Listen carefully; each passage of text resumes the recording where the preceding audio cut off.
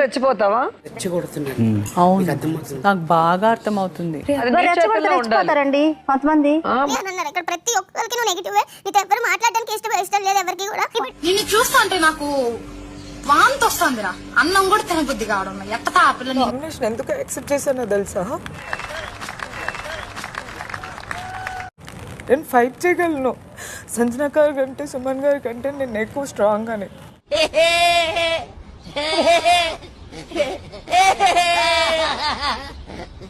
నా heart break అయింది.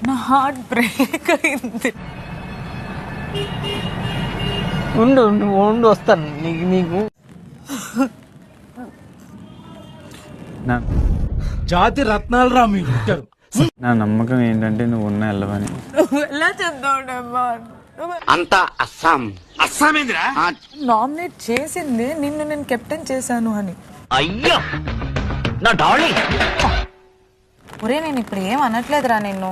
I'm sorry. I don't need a sorry. పిచ్చి మీకై ఉండాలి, ట్రీట్మెంట్ మాకై ఉండాలి. అంటే నాకు పిచ్చా? అవును, క్లియర్ గా ఉందిగా. ఇడియట్.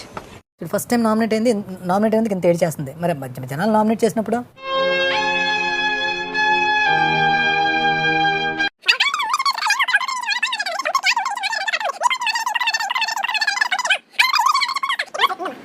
ఎంత మాట్లాడతావు నువ్వు?